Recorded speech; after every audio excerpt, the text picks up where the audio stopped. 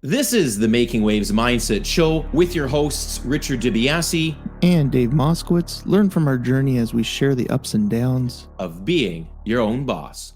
Well, welcome everyone to the Making Waves Mindset Show. We are excited to have an amazing guest. As always, Dave. Yes.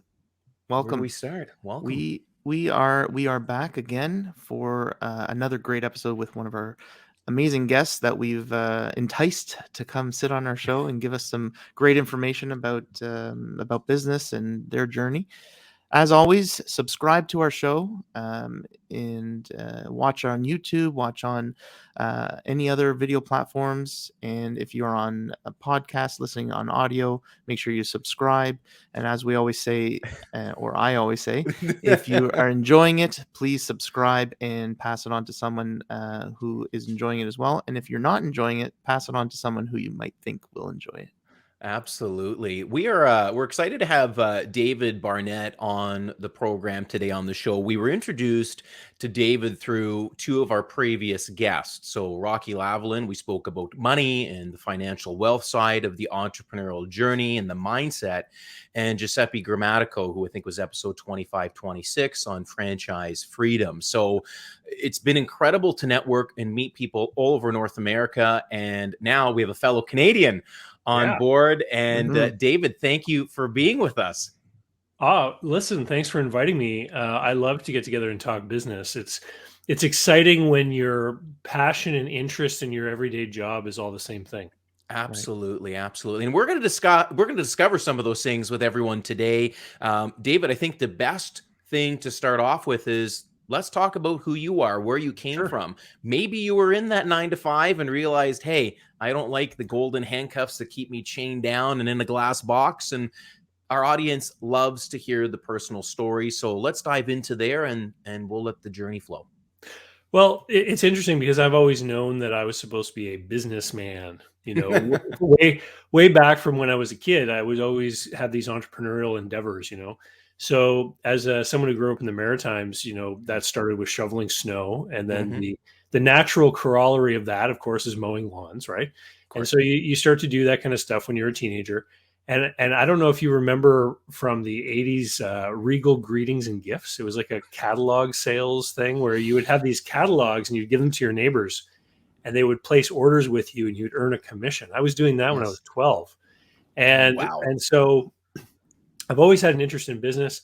If you recall those Dickie D ice cream bikes, the big coolers. When I was 14, I was doing that, and I was earning a commission on, you know, selling jumbo bars and rockets and fly balls and all the favorite ice creams from Dickie D. The fly balls. And so I always knew that it was something for me. And so when I got into high school and the guidance counselor was trying to get me to, you know, choose my path, I was like, well, I need to go to business school so I can be a businessman, right? It took me a few years in business school, though, to realize that's not what they do there. What they do at business school is they turn you into what I now refer to as a Fortune 500 bureaucrat. So they make you into a middle manager, right? So you sit around, you like look at case studies about why General Electric should enter, you know, the whatever market in a new country. And you're like, this has got nothing to do with the businesses I see when I'm driving around the town, right? Yeah. And those are the businesses that I was interested in. So I was very, very fortunate when I graduated from university. First of all, I started a little business with a friend and he met a girl and moved off to Toronto. So I ended up looking for a job because I didn't want to carry on my own. And I got hired by the Yellow Pages. And so if you recall, you know, in the before time, you know, before smartphones and everything, if you needed something locally, you needed to look in the Yellow Pages. That's where you found everything to do, to buy for services or whatnot. Yes. Yeah. And back in those days, Google was around, but if you typed plumber into Google, no matter where in the world you were, you'd find a plumber in San Francisco because they hadn't figured out localized searching yet. And so I started working for the Yellow Pages. I was with them for 7 years. And I went and I met with the owners and managers of small local businesses. And I got to ask them, you know, the big question was, next time the phone rings, who would you like it to be? And so I would help craft these advertising programs for people based on what kind of industry they were in. And I got to learn about their business models and how they made money. And this was where I like to say I developed the mile wide, inch deep kind of expertise in small business, where I had a chance to talk to all these different people and learn about their business. However, Google was catching up throughout that time period. So this was the mid 90s, early 2000s. And I realized that the days would be numbered for people that were, selling Yellow Page ads. And so I decided to leave. I was young, unmarried, didn't have kids at the time. And I thought, I'm going to get into business. And my first impulse was to buy a franchise.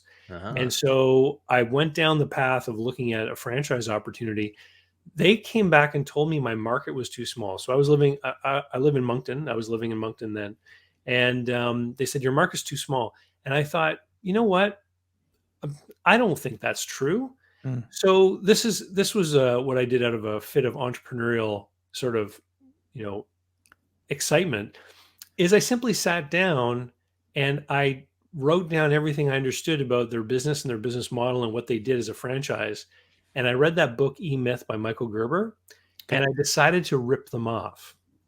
So I created my own independent business, just following as much as I could of that franchise model, and paid someone to create a logo, hired someone to, do like the design work.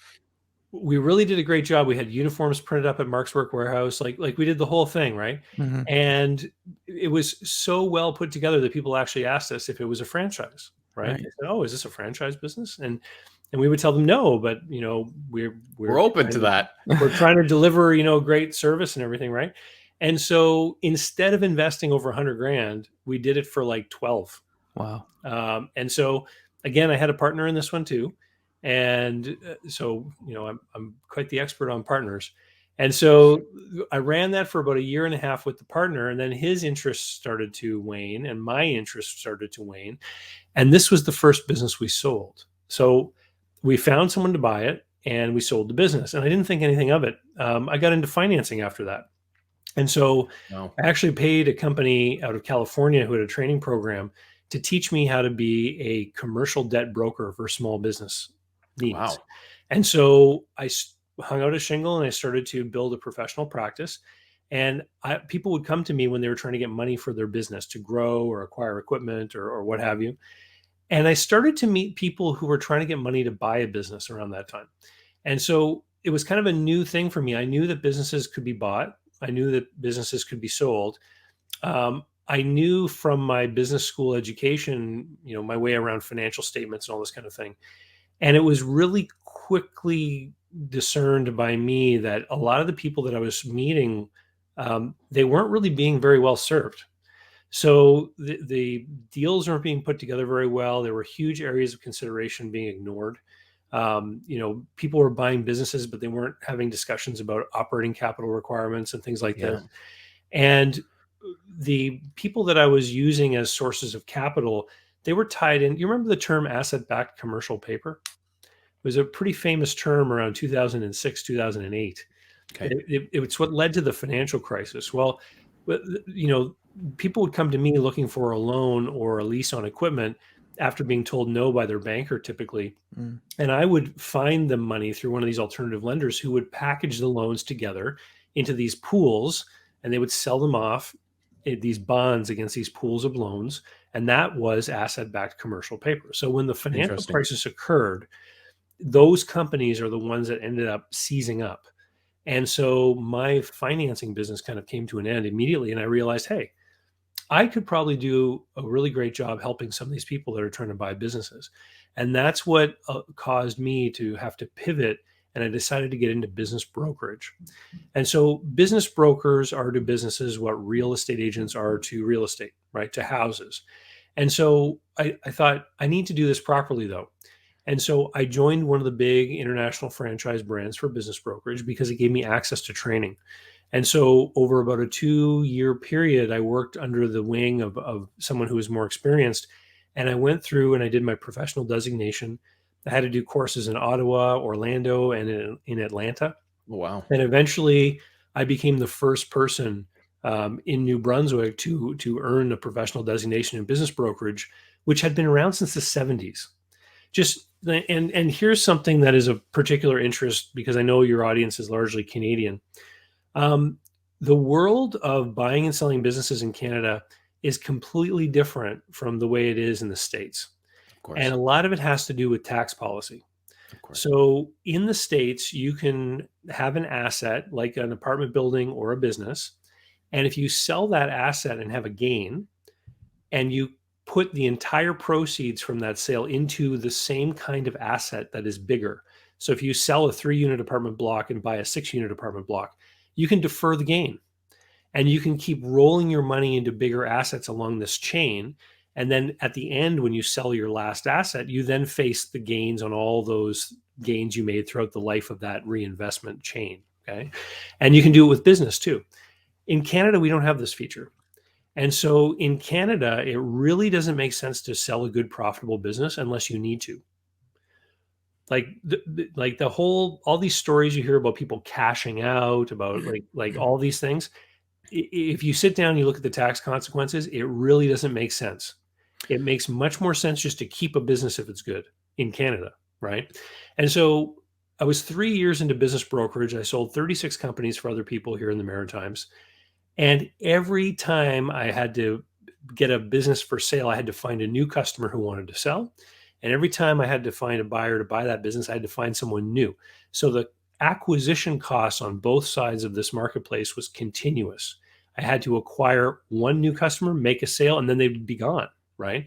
The sellers would retire. The buyers would buy the business. They'd be happy.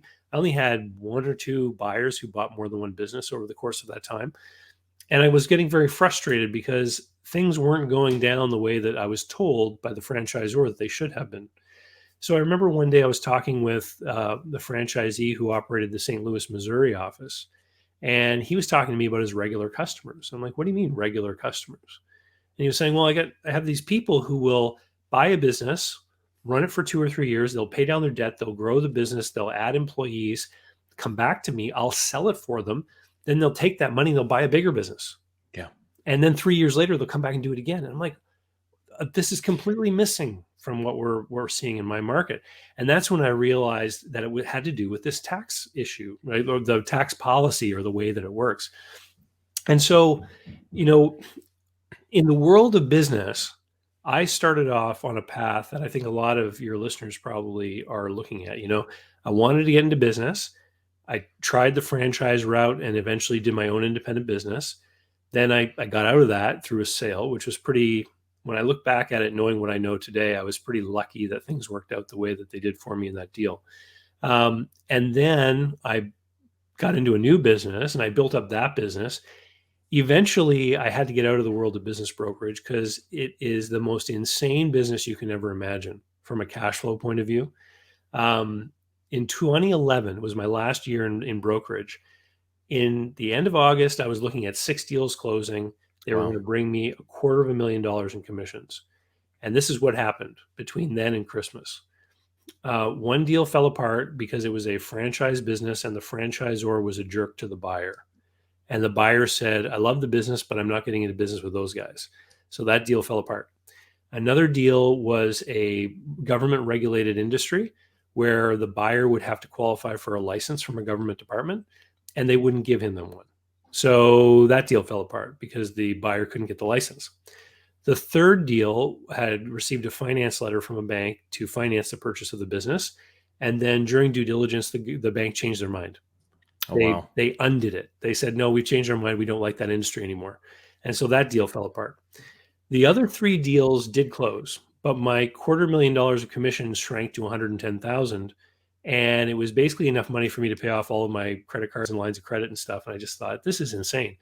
I cannot make a household budget being in this industry because you're relying on everyone else. Well, exactly. And you never know when the deal is going to close. You can't be certain when the deal is going to close. Everybody else in the deal has a regular income except the broker. Bankers have a regular paycheck. Lawyers have many clients, so they got all kinds of stuff going on. Same with accountants, right? The buyers usually have a job or they have another business. If there's a delay, they just stay doing that. The sellers usually have a profitable business. If there's a delay, they just get to run their business longer, right? And so everyone really doesn't care. I mean, they want the deal to close on time, but it's only the broker's paycheck who is on the line for the deal to close on time.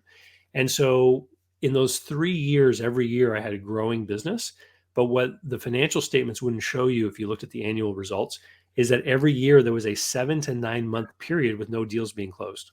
Even though on average I was closing one a month, it's not the case of how it played out day to day. And so you would end up with these big checks coming in for commission, and then you'd be afraid to spend the money. And then over the course of time, your overhead would eat into that money. And then you would be always worried about when your next deal was going to close. Then something could happen, causing a deal to not close. So one of the last deals I did was for a fried chicken franchise, and I signed them up in 2008. I had that file for 3 years. I sold that business 3 times. The Oh my first gosh. 2 deals did not end up closing because of different reasons, right?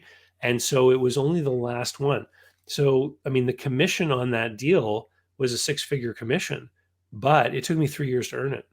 So And what's your so, time and value? Like, what are you well, putting in to get out? exactly. And so then I realized, I can't do this anymore. So I left. I sold the business to one of my associates who kept the office running, and I became a banker. And I was a banker for 4 years, and I was managing the revolving credit program for a big international banking organization here in the Maritimes. And I would spend a lot of time in my car driving around visiting different clients. And my phone would ring every once in a while. And it was people who were given my name and phone number by other people who had done deals and things. And so people would call me up and they'd say, Dave, I'm trying to do this deal and I need help, or I'm trying to look at this business, and my lawyer tells me what I should get out of the deal, but he's not really very helpful in negotiating, or my accountant is telling me one thing, but the guy's telling me another thing. And I'm not sure who to believe or how to negotiate this, Hmm. or how to work my way through this. And so at first I just told these people, no, I don't do that anymore. And then I realized, wait a minute, I do know how to help these people. I have all the knowledge from my years as a broker. I'm not available because I'm working full time. So I would say to people, I could help you, but I'd have to work as a consultant and I'd have to do it on the side. I've got a full-time job. And people would be very happy with that. They'd say, yeah, okay, that's great. Let's meet Thursday night. Let's meet Saturday. And I just started billing people by the hour for my time. And it developed a whole new kind of business model, this little side hustle while I was with the bank. And then the bank reorganized and offered me a package. And I thought, Wow. whoa, wait a second here. I'm already billing into the 5 figures in my side hustle here. If I put a full-time effort into this, I can build a new business. And that's what I did. Good So for I you. created a whole new kind of business to help people buy and sell businesses, which is a consulting practice, not a brokerage. And so I work with buyers and I work with sellers, and I help them through the process. And I do consulting work in that I do things that people can't do on their own. So I'll help sellers with valuations, with creating the business profile or the package that we present to buyers. I'll manage ad programs for them, but I will not act as a broker. I'm consulting with them. They're selling the business on their own. I'm just helping them. And with buyers as well, I'll do analysis of businesses they find for sale. I'll show them what a deal should look like. I'll help them with the things they need to go and get financing at the bank, business plan, cash flow statements, or forecasts, that kind of thing. And so, but the difference for me is that I'm not waiting for a deal to close to get a commission. And so I'm charging people for the work that I'm doing. Basically, I took the business model of lawyers and accountants and I copied it for use in being a person that helps people buy and sell businesses. And so that's what I've been doing now for years. And then in support of that, I've written a bunch of books on these topics, and I've got a YouTube channel with about 500 videos. And it's largely driven just on people's questions. People submit questions to me, how do I do this? How do we do that? And I just answer the question. And, that's what brings people together on the internet, is when people type a question into Google. If I've answered that question in a video, then Yeah. people come into my audience, and that's how I meet my new customers. And so every week I'm meeting new people that want to use my services. And that's how I'm able to run, this business when I work with people all over the world. Most of my clients are actually in the States. And I do it from here in Moncton. This is an incredible story of resiliency as well, because when one door closed and it wasn't by your choice, you had something to fall back on. And I think for our audience, as they enter the journey of entrepreneurship, or they're in the middle of it, or they're a little advanced, they might want to think, well, what can I fall back on? Do we have a nest egg of real estate assets? Do I have other side hustles or revenue streams coming in? And even I think this pandemic, because Dave and I have spoken about it, has showcased how vulnerable people are, that they're only relying on one income. For some reason, I think it goes back to schooling when you were talking about that degree and what they're teaching you in business school. No education system in Canada, US, except I think Florida, we spoke about that in our previous recording, talks about financial literacy or financial education. So people are going to business school to learn about business, but they're actually not learning anything about being an entrepreneur and running a business. It's all about what you say, case theory and what if scenarios. So start looking at other exit strategies, start having other things planned. And I think that's the lesson I've learned, at least from just your introduction. Like, that's incredible. Well, it's funny that you talk about, business school. I run into people all the time who've studied business. And if we start Don't own a business. And if we start to talk about personal financial stuff, I'll start to talk about, like, my household has a balance sheet. My household has an income statement, right? And there's certain things that you would do in a business that just make sense in a business point of view. And so I apply some of those strategies into myself, right? Yeah. So it's like, if you're going to run a business and you want to run it in a resilient fashion, do you pay your bills when they're due, or do you pay them early, right? And so if you pay your bills early, then it's kind of like you've got this asset in that if you know that if you ever needed to, you could then just start paying them on time.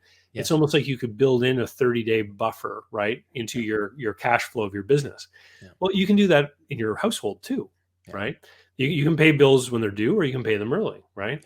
And so when you start to talk about some of these ideas and concepts that are givens in business, it's amazing to me how many business people look at you and just say, well, I do that all the time with my business, but I never even thought to apply those ideas to my household, right? And I don't know why there's such a barrier, but most businesses, if they relied on one single product or service, they would immediately understand that they faced a vulnerability. And they would start to think, how can we diversify? How can we make our revenues more resilient? Or how can we lock in revenues with contracts or something like that, right? But when people look at their households, they don't even think the same way. They just make the assumption that things are going to be great. And maybe that has to do a little bit with the culture in general. I think so. Employees don't need to worry as much because you can get, EI if you need to, right? Well, if you're a professional person earning six figures, that EI check isn't very much. No. I mean, people should look into that. I think it's like $900 or something every couple of weeks. Yeah. Most people that are earning a good salary today won't be able to make ends meet on that $900. We learned that during the pandemic when a lot of high income people ended up having to collect that CERB money, right? And they got the maximum government benefit, but it still wasn't nearly enough. Mm-hmm. Yeah. The money that you're going to get in compensation for the work that you're not doing is not going to be close to the work that you actually do. Yeah. Yeah. It'll never equal out. And I think the other side of it too is people are not wanting to have these discussions to plan, right? Business is a calculated risk. It doesn't matter whether it's a franchise model or you as an entrepreneur have developed your own innovative product or something. It's what calculated risks are you going to take to weather the storm when it comes? Do you have reserve? Is there capital set aside? Both Dave and I are venturing in additional business things right now. We can elaborate later, but one of the biggest things we're looking at for my wife and I at the current moment is, where's that capital going to be? Can it float for X number of months? Are we going to be able to cover the employees, the operating expenditures, the vehicles? And then the other side of it, Rocky talked about businesses. People don't even know what their business profits are. They go, it makes money, but the business isn't making money. It's like, how long have you been operating this? And there's no profit. So it's really understanding. People need to know about money. Mm-hmm. They need to understand that in business. And we're by no means experts. I'm not going to lump Dave into it, but there's a lot to learn. And I think it's a good credit to your story that you had something going, and these should be life lessons for our followers and listeners today. Start looking at these things, reading, go to your YouTube channel, continue to listen to our communities, and change your mindset when it comes to that relationship with ensuring your business is successful financially as well. Well, let's talk about, risk, because the conventional wisdom is that if you want a higher rate of return on your money, you have to take greater risk, right? But if you look at the most profitable enterprises in our society, in general, there are people like banks, Yeah. right? Banks are not known for taking risks, are they? No. Right? So there's actually something false about this notion that higher returns come from higher risks. And so what business actually allows us to do is allows us the freedom to participate in what I call risk arbitrage. Hmm. So what do we want to do? What is the negative possible outcome if it goes wrong? And then you can stop yourself and say, now how can I reorganize this so that I can remove that risk, or I can remove that potentiality, right? And so it allows, because there's no rules, and this is again where people I think have a hard time. Our education system teaches us that you do one thing, you get X result, and then you're given a pat on the head and a golden star, right? Yeah. And so people are taught this series of behaviors and reactions, and they're not very good with blank page situations where you can just do whatever you can dream up. Hmm. A lot of people will come to me and they'll say, well, how do you buy a business? What is the structure? And I'm like, whatever you negotiate. And they don't get it, right? And then I'll introduce the notion of, well, how do you pay for a business? Well, you pay for it with money from three different places. The first obviously is your own money. The second maybe is from a bank, and the third quite often is money from the seller. So how do you buy a business with money from the seller? It just means you don't pay for the whole thing on closing day. That's Right? right. For a lot of people, this is a big eye opener, right? But then they will apply what they have always known about loans to the seller financing. They'll say, well, then do I pay them over this, many months with this amount of interest or whatever? And I'm like, I don't know, whatever you negotiate. And people have a hard time like loosening up the reins, right? Because every time you've had a loan, it's either a mortgage or a car loan or Yeah. a personal loan, and the bank tells you what the rules are, and you have to accept it or not, right? I have a client in New Jersey who just bought a business. He negotiated quarterly payments on the seller financing, and the first year is interest only. Wow.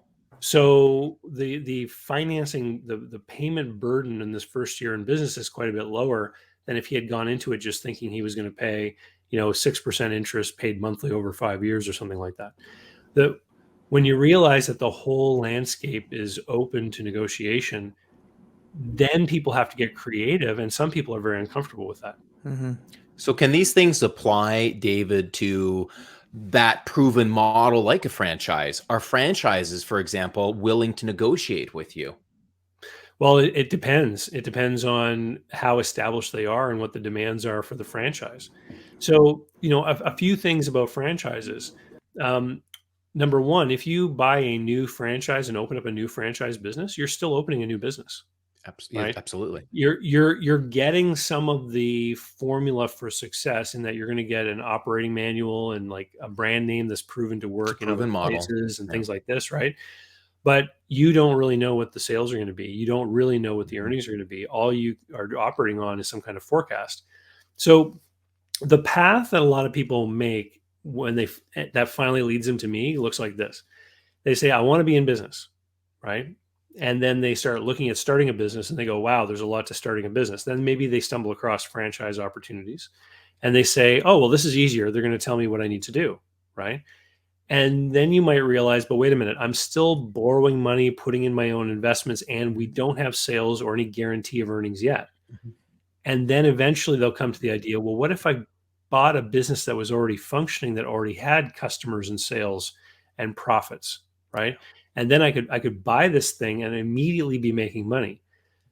The problem then that some people fall into is that if you don't structure the deal correctly, if you don't go about it correctly, you can still end up in a risk position where there are still unknowns and uncertainties, and you still face a downside. The best acquisition deals are made where the risk is shared with the seller, or you do it in such a fashion that the risks are mitigated to such a degree that it really is a win-win deal for you.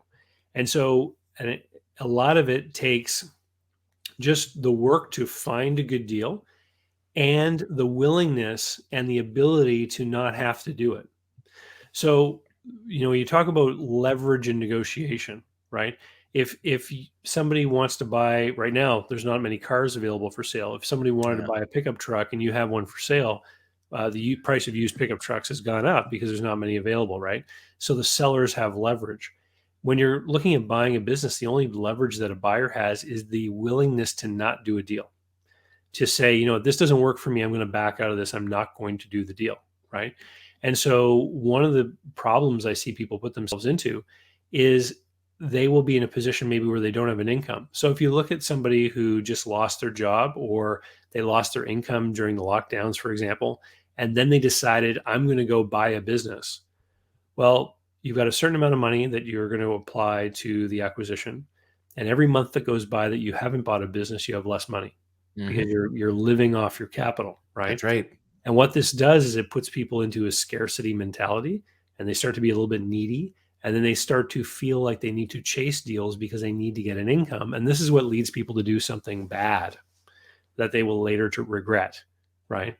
So sometimes I'll have people that will meet me online and they'll say, I lost my job or whatever. I want to buy a business. What's the first thing I should do? And the first thing I should do, I tell them, is go find a source of income so that you're not in this needy, scarce position. It's a mindset, though. Yeah. That's the whole premise of our show is trying to wrap control and have a direction on your mindset, because there's a lot of fear. And if you're not willing to get uncomfortable, then why even entertain this? There's a reason why Dave and I left our 9 to 5 is we were not afraid of getting uncomfortable. And we knew that there was going to be a level of calculated managed risk. But you need to do that. And you need to control your mindset and go, listen, you have to make this chance. You're taking this chance. You need to make it work. So you've already planned out what you need to do. So don't worry about it. Focus on the product that you have or the model that you're working with and go with it. It's the second, Dave and I always say, the second you start chasing the dollars, that's when you start losing things.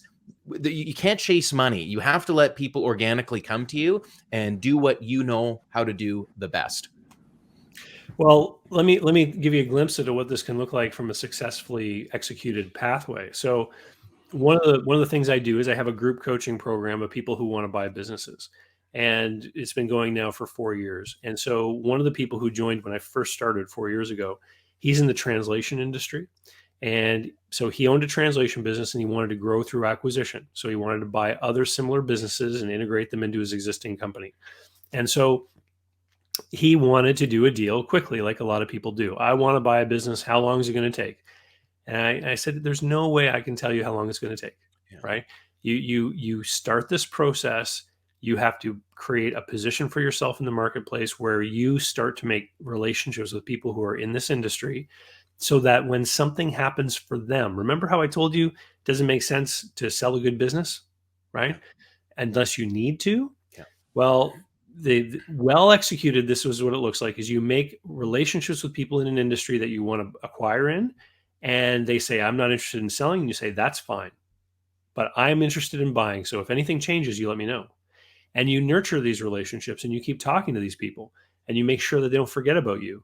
And then when their doctor gives them bad news, or their wife or spouse tells them they're getting a divorce, or if they realize they want to retire and all of a sudden they think, well, now I can't run the business, they already know someone that wants to buy it, right? And so this is when the opportunities start to then come back. So this fellow, he worked for almost a year to find his first seller that was motivated, that wanted to do a deal. From the time they first met until the deal was done was a 13-month process. Wow. So it was another year before the deal was done. That was his first acquisition done since he joined my group. In that time, he kept working the same program. He was making outreach. He was contacting people. He was having conversations. He was meeting people at association and industry events. And then he started to get other people approaching him.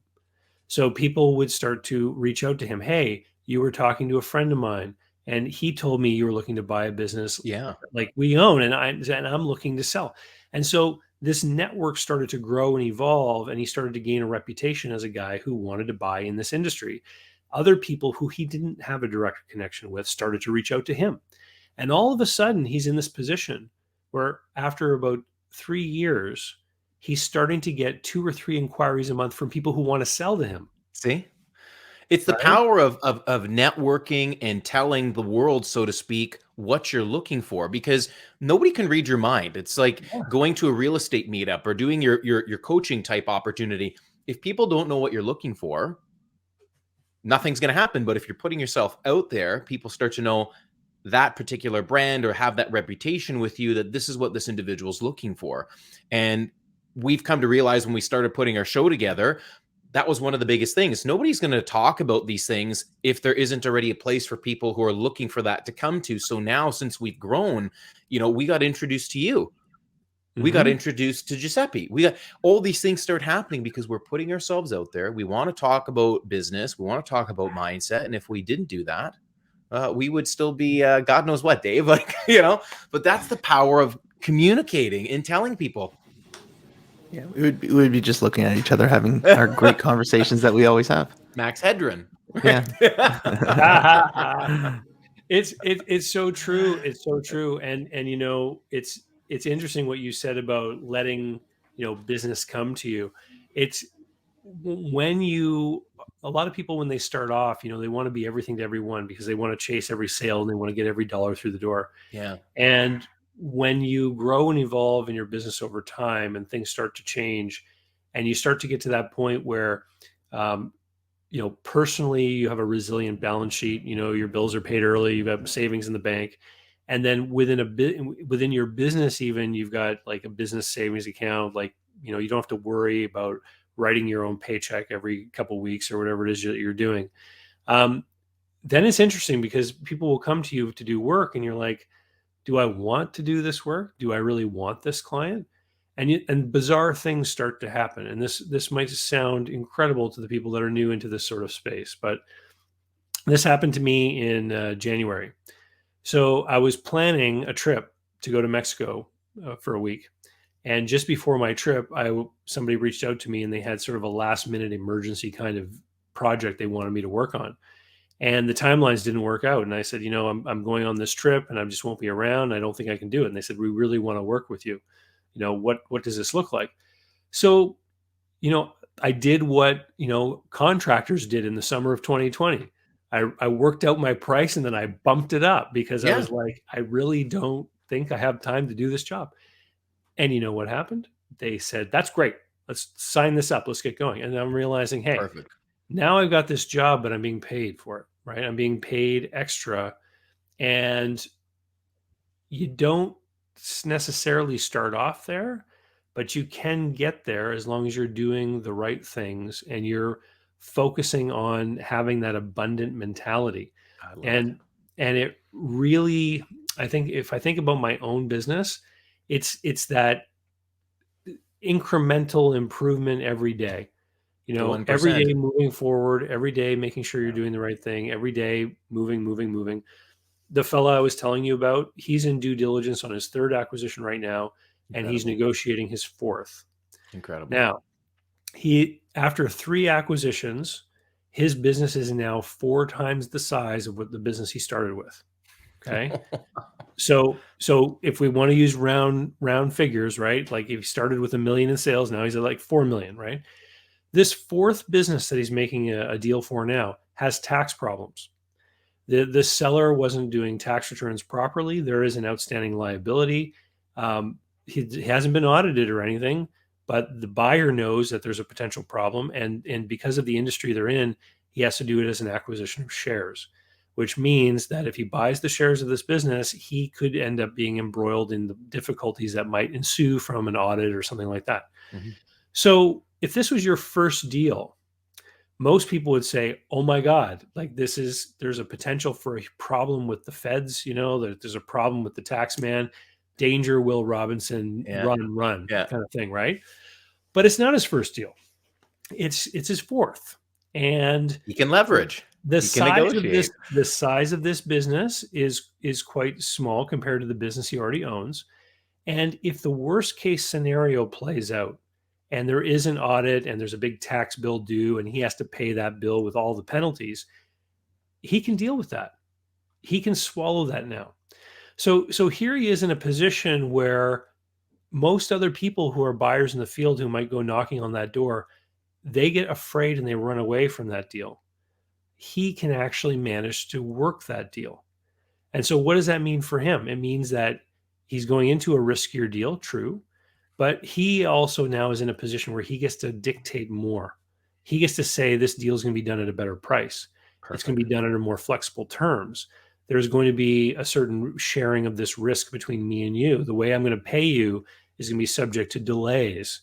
So, so that once we're all reasonably comfortable that this audit potential has passed us, after whatever the record keeping deadline is, 7 or 10 years or whatever it is, then the balance will be paid out. And so he's got himself into this position now where he's able to cherry pick and do these deals, and he's now dictating the way the deals are going to be done and the way the risk is going to be managed because of how he's progressed through all these different stages. And that's what it is. That's the progression. If you look at the world of big companies, large companies very rarely start new businesses. Large companies usually acquire, except in the case of some kind of new technology. Of course. Right.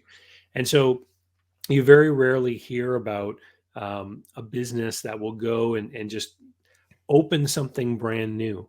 They're going to find a way to leverage it so it's done in a less risky way. And so let's get back to, for example, the franchises. Why are franchises recruiting franchisees to open new locations instead of growing through a chain model, right? And if you stop and think about it, what the franchise company is doing is they are actually trying to offset some of the risk of opening a new location through recruiting a franchisee who's going to pony up part of the money and shoulder some of the risk themselves. Of course. It's not just a one-way street. They also understand that having an owner on site means that there's a greater opportunity for success. Nobody's going to work harder and make sure that everything is done to the same degree as an owner, right? But it's one of the things that I always point out to people is take a look at what you're getting into. And when it comes to franchises, I always say, make sure that the benefits that get delivered to you in exchange for that royalty and the ad fund fee are really there. When I was a business broker, I used to pay a royalty to the business brokerage franchise network I was part of. And in exchange for that money, I got preferential access to a bunch of different online business for sale websites, a CRM system, a financial analysis tool. And if I had gone and bought those things as an independent brokerage, I would have paid more. Of course. So I actually saved money through the group buying power of the franchise chain and got the support and training that I wouldn't have gotten as an individual office. And so it was really a no-brainer that was a great value. There are other, franchises out there where when you sit down and take a look at what you get for the royalty, you have to start to question, am I really getting a good value here? One of the things that I've pointed out to people is that, 30 years ago, everyone wanted to be a McDonald's franchisee because they knew that it would make them rich. Mm-hmm. Now, a lot of people want to be Ray Kroc because they want to create a franchise system to have everyone sending them money every month. Yeah. And that's why you've seen this proliferation of things like franchise brands. There's like thousands of them now. And you asked about negotiation. I was looking at a franchise agreement the other day for a lady who was looking at an opportunity, and she was going to be the 7th location. And I said, all right, so here's the deal. They've got 6 other people that have signed up to this. You're number 7. You are in a huge position to be able to push back and renegotiate some of the terms of this agreement because they don't have people lining up, around the corner to take this opportunity. They won't until a few things happen. Number one, they get a lot of franchisees who survive for many years and really prove the value of the system. And the biggest, most critical thing is having people go longer than 5 years, especially for a brick and mortar kind of franchise.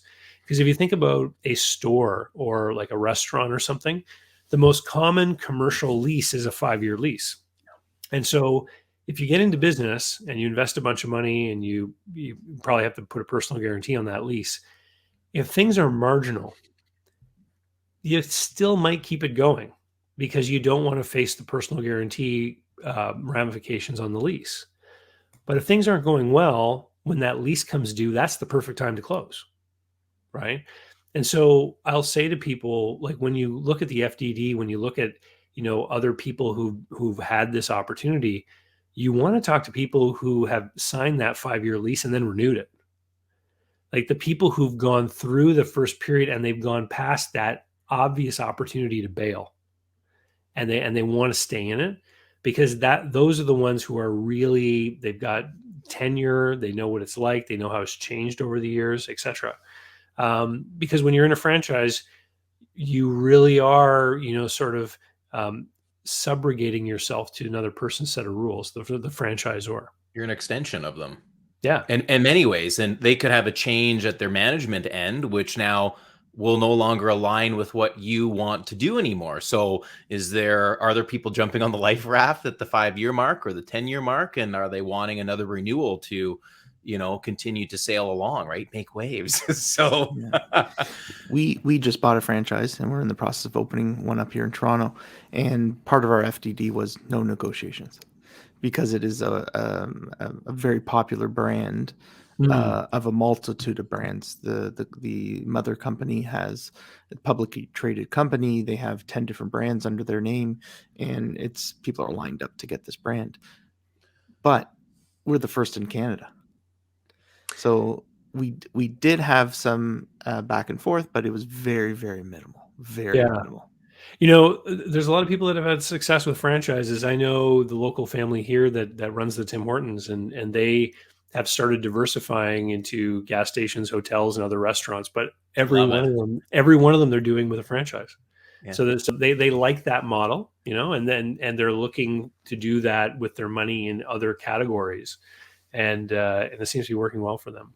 Yeah, for that real individualist kind of against the grain kind of person, it can be challenging. I know people who've been in franchise networks who were really innovative, creative people that wanted to always try and do new things. They found it kind of constraining. So I think you really need to understand who you are. Do one of those personality tests. There's many of them out there, and see if you really are the kind of person that can color inside the lines, I guess is the best way to put it. Yeah. The way I look at it is, this is a business that has a built-in diagram, and I have to follow that diagram and let the diagram come to fruition. If I want to be entrepreneurial, then move on to another diagram, move on to another business, but don't change that diagram at all, because it's just like Lego. It'll fall apart. Well, it's interesting because when you talk about a diagram, so when I left the bank, I sat down in a coffee shop one day with a blank piece of paper, and I built a diagram for what my business was going to look like. And I did a YouTube video recently, probably in the last 2 months, where I talked about my sales and marketing funnel, because someone asked a question. They said, why do you make videos on YouTube? The revenue from YouTube must be peanuts. And it is, right? But I explain how it all plays together, and how somebody subscribing to my YouTube channel or buying a book leads them maybe to buy one of my online courses, which allows them to get to know me better and understand what I'm about. And it's that know, like, and trust factor, right? And then when they get into doing a deal for $500,000, it's, well, should I invest a couple grand with David to make sure I'm not making a $500,000 mistake, right? Well, at this point now, that they're comfortable knowing that I can probably be helpful to them and it's probably going to be worth their while, and then they do it. And that's where my greatest billings is in the direct one-on-one, right? So in the video, I describe my whole funnel and how things go, but it's all based on a drawing and a sketch I made, which is in a notebook right here on my desk back 5 years ago now. And I go back to that drawing every year, and I look at it, and I make tweaks to it, and I make changes to it. And one of the things that I find is that a lot of people will get into business. They'll start doing business. They'll start serving customers, start making sales. They'll never make a drawing at all. And they'll all of a sudden end up in a position where the business is running them, where they all of a sudden are doing all these things they've committed to, and they're working these 60-hour work weeks, and they don't have any free time. And they, and it's funny because those are the people I would often meet when I was a business broker, because they say, I need to sell. Why? Well, I'm burned out. I'm working 60-hour weeks and I'm not earning much money. And I would just think to myself, who am I going to find to sign up to step into your shoes? It's funny you bring this up, right? So Dave and I, when we came together to put the Making Waves Mindset show, we said it's a larger community. It's a tribe. And this tribe is going to funnel down into getting to know the authentic Dave Moskowitz and Richard Biase. We have a trusted background in policing. That's where we were before for a very long time. We built community relations, and people knew who we were. They knew what to expect. They knew who we are. And that brand now continues into the show. The show continues into Dave doing his franchise. My wife and I invest in real estate. And within that, there's other spinoffs and other business things that come. But people always get stuck like, you guys are just doing some stupid show. And, maybe it's those jealous ones that haven't taken the risk to leave the 9 to 5, but they don't understand. Just like your diagram in the coffee shop, we've built this. And Dave and I go back and forth all the time and discuss ways we can improve the show. Can we create online content? Is there an opportunity? Well, we have online content, but what I'm getting at is something that someone is willing to go, I know these two guys. When they speak, it's the truth. They're authentic. They are who they are. There's no fluffing their helium in the head to make a story sound amazing. I'm going to go buy this service or do something with them. And we constantly analyze this triangle. We basically have something because that's where it starts. And people just don't understand. Look at the big picture. Stop looking at the macro. Look at the micro. Look at the macro picture in your entrepreneurial journey. And I think, Dave, as we kind of look at this whole entrepreneurial mindset, what advice can you give people who, let's just start the ones wanting to leave the 9 to 5? What should they be preparing themselves from a mindset, maybe a financial perspective or a thought process to get them into, whether it's a franchise or to become their own true entrepreneur with an innovative product? What things should they be considering? I think you have to start with self-analysis and self-knowledge. So I'll tell you quite honestly, when I was younger, when I was in business brokerage, I honestly believed that people existed along a spectrum of IQ, right? I thought there were smarter people and people who weren't as smart. And I couldn't understand how I could run into people who built multi-million-dollar businesses that were so disorganized and couldn't even keep an appointment book. Right? And I would be like, it's so true. So true. I would be like, how can this be? It was causing steam to come out of my ears because Anxiety. it didn't reconcile with my understanding of the world, and things really cleared up for me when I discovered the Myers-Briggs Personality Type Index system. Yeah. So you basically do this test, and there's 4 different spectrums, and you rate one way or the other on the 4 different ones, and that creates 16 different outcomes, and then there are critics of this kind of stuff, but really it just asks you your opinion on things. Like it says, do you need to be 10 minutes early to every meeting, or is it okay to show up a few minutes late? Right. For me, I need to be early for an appointment. Yeah. For the podcast today, did I not sign in early? Right. You were early. Yeah. Other people really don't find it important. Yeah. Right. And so these are the types of questions that are asked when you do these tests. And then it just categorizes you based on your responses. And so I learned that the reason why I had certain outlooks and opinions was because of the personality type bucket that I fell into. And that bucket is very well suited towards understanding desired goals, desired states, and then creating backwards plans to achieve them. So this is where I want to be. So that drawing I made 5 years ago, this is what my business will look like. Yeah. And then sitting there and going, what's the first thing to do? The first thing to do is this part. Then I have to do this part. Then I have to do this part, right? Many other people would not be able to do that. And so understanding if that's a failing of yours, that's a weakness of yours, this would then lead somebody to go and look, well, how can I compensate for that weakness? Either through like a franchise system, or through maybe a partnership, or through maybe following a guide from someone else. Yeah. You can find a ready-made business plan that isn't a franchise, for example, right? Like all you have to do is go down the path of a business that exists everywhere. So like a plumbing business, right? There's plumbing businesses in every town. You can go and you can buy books on running your plumbing business, right? It'll tell you like, this is how you do it. And so that's an example of a model that someone else has just put together that you just have to follow, right? And so understand who you are, understand what your goals are. What are you trying to get out of it? So when I sat down and I drew that sketch, my number one thing was that my kids were young at the time and I'm a single dad. So I had to build a business that would take advantage of my expertise in a place in a market space that didn't have a whole lot of competitors, so I could charge good rates for myself. And it had to be a business that I could operate from home between 8:30 and 1:30 when the kids were in school. Very important. And so those were the criteria that I had to build the business to fit inside of. Now the kids are teenaged, so I can work till 5 now, right? They come home on their own, they make their own snack or whatever. And so things have changed over time, but that's what I had to do when I was starting off. And so for your own self, figure out what is the criteria? What do I need to get out of this? And look at the upside and the downside. So this is another big problem that I run into with people is they'll say, this is the business I want to do. So, I want to open a cupcake shop or whatever it is. I'll go, okay, great. What's the worst thing that could happen? Well, that's pretty easy to sketch out. And they'll say, what is the absolutely best, most optimal outcome? And then you might realize, well, wait a minute. Because of the capacity of this business, because of the hours, because of the space, because of the sales and what we can charge and the most we think we can charge, if everything fires on all cylinders and there's no problems whatsoever, the absolute best outcome is this. And you realize that the best outcome is completely small and disproportionately small compared to the negative outcome possibility. Yeah. And you realize if I get into this business, I'm basically locking myself into limited upsides, but big downsides, right? And so does it make sense to do that?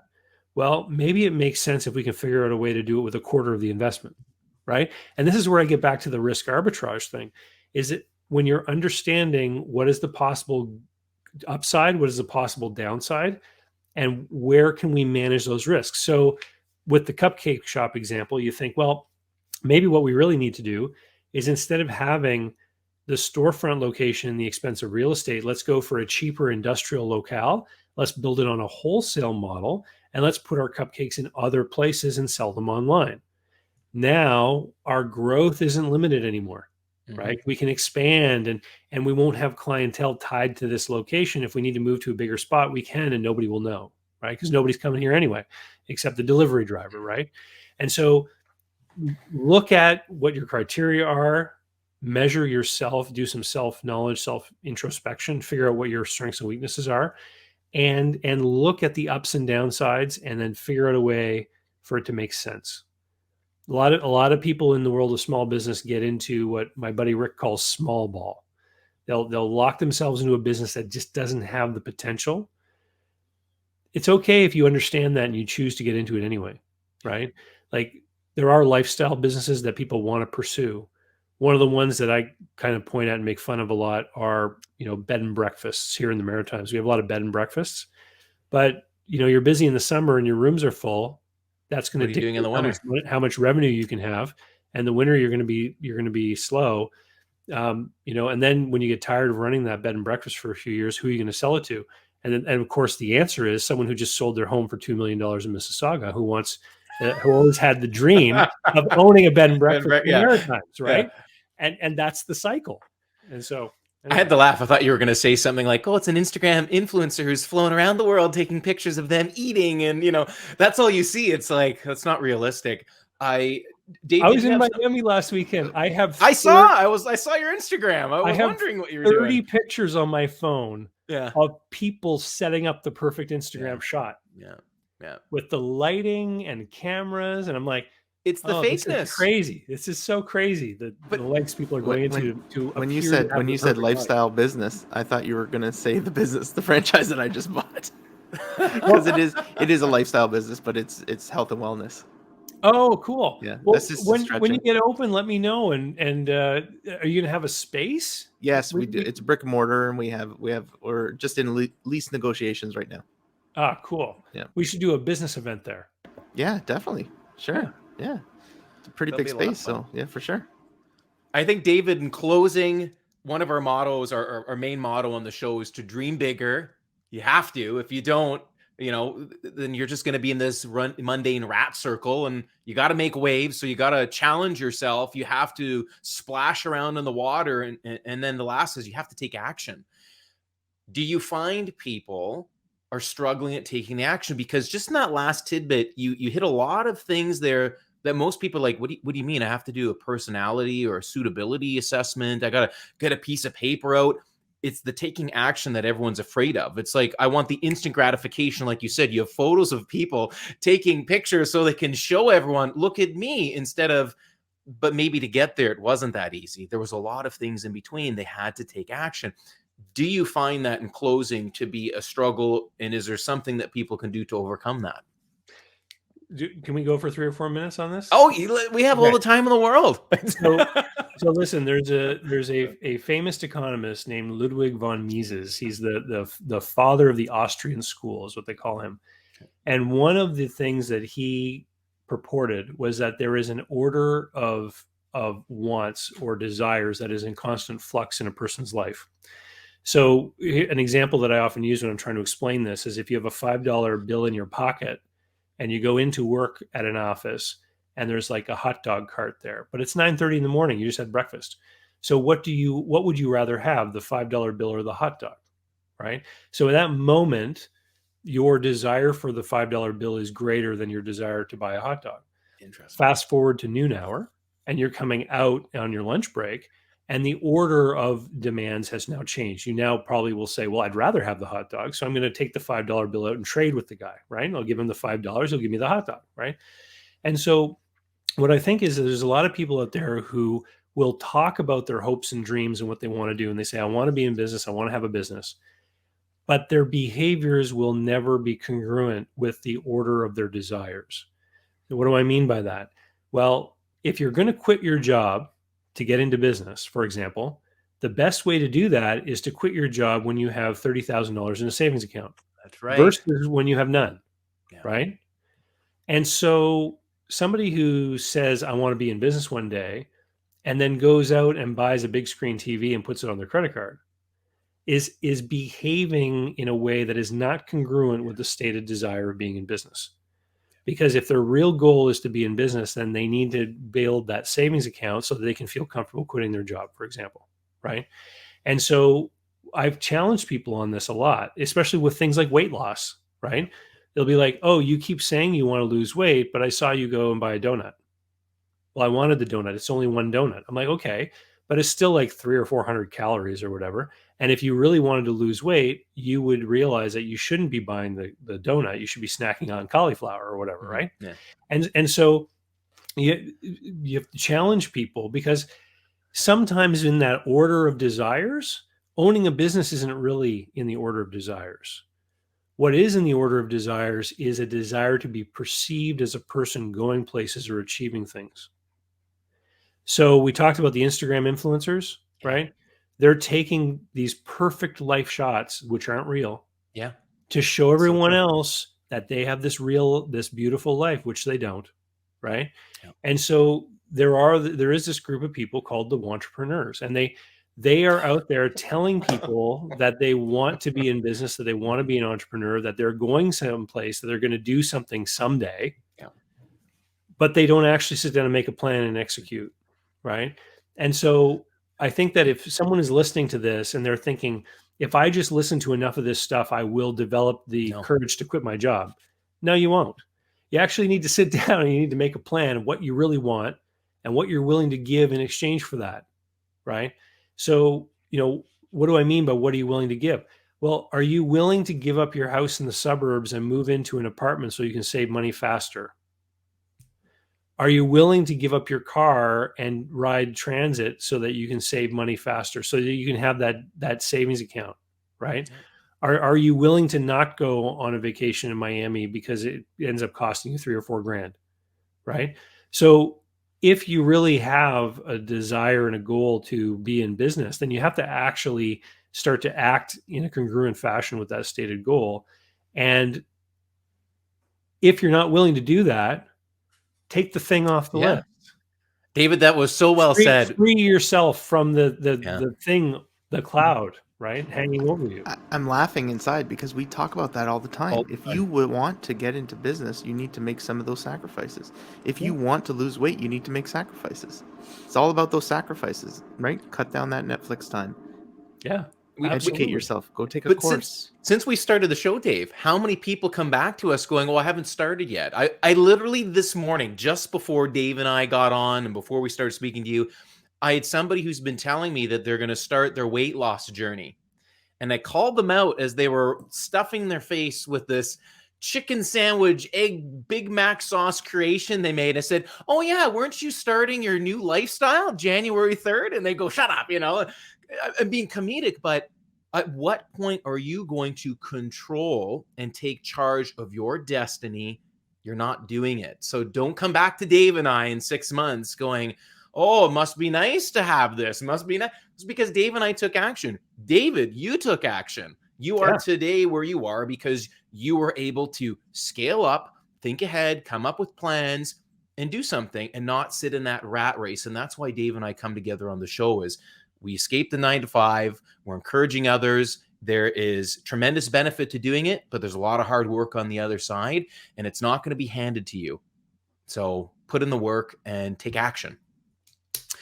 David, where can our audience find you? You mentioned you have a book. I follow you on Instagram. Do you have LinkedIn, websites? Let the world know how we can connect. So the central nervous system to everything I do is at davidbarnett.com. Perfect. And it's my blog site. So all the new postings go up there. When this show goes live, I'll put it there as a blog post too, so people can see where I've appeared on other people's shows. Awesome. Link to my LinkedIn, link to Instagram, all that stuff. And if people are interested in business deals, I suggest you follow my YouTube channel or subscribe to my podcast, which is just the audio from the YouTube channel. But that's all I'm talking about is deal making and the questions people bring up about deal making and how things are done. And I've got a bunch of books on Amazon. There's actually 7 now. I've got one I'm working on right now. Oh, wow. And, it's actually part of my sales funnel because some people look to Amazon. They're like, how do I do this? And they go looking for a book. Yeah. And so that's part of what brings people to me as well. That's incredible, David. We'll have to have you on again. And there is such a wealth of knowledge that you've brought to the audience. And I know people are going to ask questions. So you know where to find him. In closing, Dave, where can we find you? I'm on LinkedIn and Instagram, David Dave Moskowitz. Beautiful. And you can find yours truly on Instagram, TikTok. Again, we're also on LinkedIn. Thank you for joining the Make Waves Mindset Show. Thank you, David, a fellow Canadian, for being with us. And as always, you have to dream bigger, you need to make waves, and you have to take action. We'll talk to you on our next episode. Thanks, guys.